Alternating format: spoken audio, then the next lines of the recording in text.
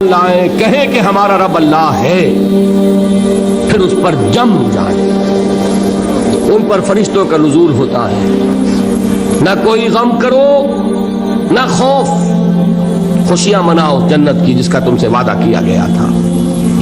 اللہ کی ربوبیت پر اطمینان جب انسان کو ہو جاتا، میرا رب اللہ ہے، ربی اللہ، انسان کے لیے نہ کوئی کھٹکا، نہ کوئی خطرہ، نہ کوئی خوف، نہ کوئی حزن۔ جو کچھ ہو رہا ہے کس کے اذن سے ہو رہا ہے؟ اللہ کے اذن سے۔ اللہ کے اذن کے بغیر پتا تک نہیں ہلتا۔ یہ کوئی اندھا بہرا مادہ نہیں ہے جس سے مجھے کوئی خوف ہو۔ اندھا بھینسا چلا آ رہا ہو اس سے تو ڈرنے کا ہر انسان کو ڈرنا چاہیے، نہ معلوم کس کو ٹکر مار دے، لیکن نہیں، اس کائنات کو چلانے والا ایک سمیع و بصیر خدا ہے۔ وہ جو میرا دوست ہے، میرا ولی ہے، اللہ ولی الذین آمنوا یخرجہم من الظلمات الی النور۔ اللہ اہل ایمان کا ولی ہے، ساتھی ہے، پشت پناہ ہے، مددگار ہے، حمایتی ہے۔ بتائیے جسے یقین ہو جائے کہ اللہ میرا مددگار، اللہ میرا محافظ، اللہ میرا پشت پناہ، اللہ میرا حمایتی، اس کے لیے کوئی خوف ہوگا؟ اس سے کوئی ڈر ہوگا؟ میں مثال دیا کرتا ہوں ایک بہت سادہ، پنجاب کے دیہات کی۔ وہ بڑا چودھری ہے اور کوئی غریب کسان ہے۔ اس غریب کسان کے جانوروں کو ہر وقت اندیشہ ہوگا چوری کا، کوئی میری بھینس کھول کر نہ لے جائے، کوئی میرا بیل کھول کر نہ لے جائے۔ لیکن جس کے بارے میں یہ سب کو معلوم ہو کہ وہ جو بڑا چودھری ہے وہ اس کا دوست ہے، اس کی بچیا کو کوئی خوف ہوگا؟ اس کی بھینس پر کوئی ہاتھ ڈالے گا؟ اسے کوئی اندیشہ ہوگا؟ نہیں۔ کیوں؟ کہ وہ بڑا چودھری، بڑا اس کا یہاں کا سردار، جاگیردار، سب کو معلوم ہے وہ میرا دوست ہے، کوئی میرے خلاف اقدام نہیں کر سکتا۔ اس دنیا میں یہ چھوٹی سی بات اگر آپ کے دلی اطمینان اور سکون کا باعث بن سکتی ہے تو ذرا تصور کیجئے۔ میں لفظ تصور استعمال کروں گا صرف اس لیے کہ اس کا ہم جس کو کہتے ہیں ادراک اور شعور کر نہیں سکتے، اگر کے ساتھ کر سکتے۔ اگر یقین ہو کہ اللہ میرا مددگار اور یقین ہو کہ اللہ ہر آن میرے ساتھ ہے، پھر کوئی خوف، کس کا خوف؟ کوئی شے اللہ سے بالاتر ہے؟ کوئی قوت اس سے زیادہ طاقتور ہے؟ کوئی اس کے ارادے کو بدلنے والا ہے؟ کوئی اس کی مشیت کے آڑے آنے والا ہے؟ یہی بات ہے جو حضور نے فرمائی۔ یہ ایمان کا حاصل ہے لب لباب،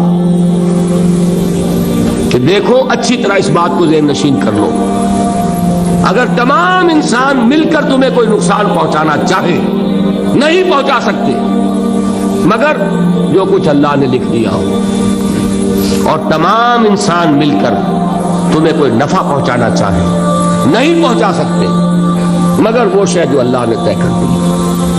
آپ پھر میں کہوں گا ذرا طاری کیجئے، اسے فرض کیجئے، اسے سوچئے۔ اگر اس حدیث پر ہمارا دل ٹھکا ہوا ہو تو کسی سے ڈر ہوگا؟ یہ مجھے نقصان نہ پہنچا دے، یہ میری رپورٹ خراب نہ کر دے، یہ میری انکریمنٹ نہ رکوا دے، یہ میرا یہ نہ بگاڑ دے، یہ میرے یہ نقصان نہ پہنچا دے۔ اس کا ڈر، اس کا ڈر، اس کا خوف، اس کی خوشامد، اس کے لیے جا کر طرح طرح سے اپنی عزت نفس کو ذلیل کروانا اس کے سامنے، یہ سب کچھ کیوں کرتا ہے انسان؟ جب سمجھتا ہے کہ اس کے ہاتھ میں میرا کوئی نفع ہے، اس کے ہاتھ میں میرے لیے کوئی ضرر ہے، یہ مجھے کوئی غضب پہنچا سکتا ہے، یہ مجھے کوئی نقصان پہنچا سکتا ہے، یہ میرا کوئی کام بنا سکتا ہے، یہ میری کوئی ضرورت پوری کر سکتا ہے، اسی کا نام شرک ہے۔ جہاں آپ نے یہ سمجھا کہ غیر اللہ کے اندر کوئی طاقت موجود ہے، وہی شرک ہے۔ بتوں سے تجھ کو امیدیں، خدا سے نومیدی، مجھے بتا تو صحیح اور کافری کیا ہے؟ شرک تو یہ ہے، جس پر بھی تمہیں یہ خیال ہے، کلمہ ہے یہ کلمہ سوم، لا حول ولا قوت الا باللہ، ذرا اس پر دل کو کبھی اگر آپ تصور کریں، پھر فرض کریں، دل ٹھک جائے اس پر، کوئی طاقت نہیں۔ یہی بات تھی جو شیخ عبد القادر جیلانی رحمۃ اللہ علیہ نے اپنی وصیت میں اپنے بچے سے کہی ہے. 11ویں دینے والے ہیں، لیکن حضرت شیخ عبد القادر جیلانی کی وصیت اور تعلیمات کو کتنے لوگ ہیں جو جانتے ہو؟ یہ جن مقامات تک پہنچے ہیں وہ کس چیز کی بدولت پہنچے ہیں؟ انہوں نے جو پیغام دیا وہ کیا تھا؟ اے میرے بچے، جس طریقے سے قرآن مجید میں حضرت لقمان کی نصیحتیں جو ہے نقل کر دی گئی ہیں، میں یہ عرض کروں گا بالفرض اگر قرآن حضرت عبد القادر جیلانی کے بعد نازل ہوا ہوتا تو شیخ عبد القادر کی یہ نصیحتیں بھی قرآن میں درج ہوتی. اتنی اونچی نصیحتیں ہیں. اے میرے بچے، اس حقیقت کو ذہن نشین کر لے، لا فاعل فی الحقیقت ولا مؤثر الا اللہ. اس کائنات میں نہ کوئی فاعل حقیقی ہے نہ مؤثر حقیقی ہے سوائے اللہ. کسی شے میں کوئی تاثیر نہیں اگر اللہ نہ چاہے. آگ جلا نہیں سکتی اگر اللہ نہ چاہے. پانی ڈبو نہیں سکتا اگر اللہ نہ چاہے. زہر ہلاک نہیں کر سکتا اگر اللہ نہ چاہے.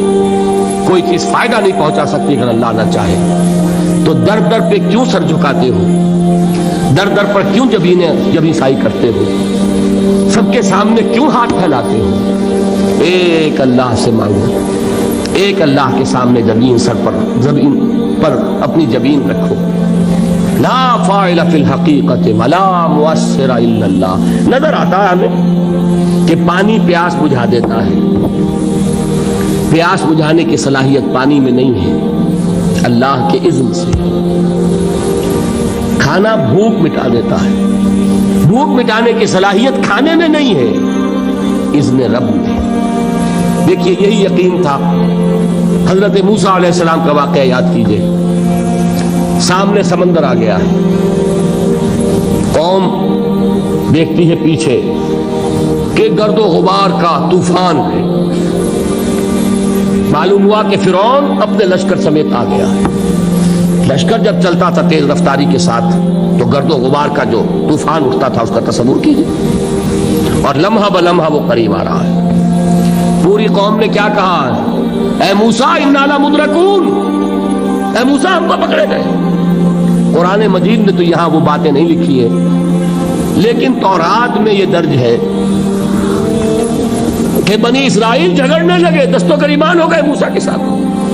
موسیٰ ہمیں یہاں مروایا لا کر، اس سے تو ہم ہی بہتر تھے. وہاں کھانے کو ملتا تھا، زندگی تو تھی، بیگار ہم کر رہے تھے، موت تو نہیں تھی. اب جو کچھ ہوگا اس کا تصور کرو، جس طریقے سے ہمارے ٹکڑے اڑائے جائیں گے. تو لڑ رہے ہیں حضرت موسیٰ علیہ السلام سے. یہ تورات کی تفصیل ہے. قرآن میں صرف اتنا آیا ہے، پریشان ہو کر انہوں نے کہا انا لمدرکون، موسیٰ ہم تو پکڑے گئے. اس وقت موسیٰ کا جواب کیا ہے؟ کلا ان معی ربی سیہدین. نہیں، میرے ساتھ میرا رب ہے، وہ راستہ دے گا. بتائیے کہاں راستہ نظر آ رہا ہے؟ یہ ہے ایمان بالغیب. راستہ نظر نہ آئے تب اللہ پر یقین ایمان ہے.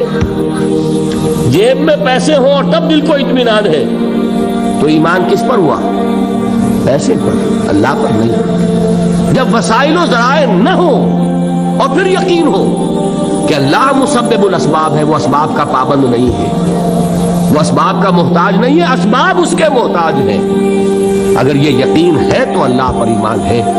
یہ نہیں ہے تو تمہارا ایمان اسباب پر ہے، وسائل پر ہے، ذرائع پر ہے، مادیات پر ہے، اللہ پر نہیں. اس وقت کہاں راستہ تھا؟ کوئی راستہ تھا؟ سمندر ہے اور ادھر سے لشکر آ گیا ہے. کلا ان معی ربی سیہدین. اب دیکھیے ایمان کہہ دینا آسان ہے، ہوا معکم اینما کنتم، جہاں کہیں بھی تم ہوتے ہو اللہ تمہارے ساتھ ہوتا ہے. لیکن اس کا یقین قائم ہو جائے تو زمین و آسمان کا فرق واقع ہو جائے.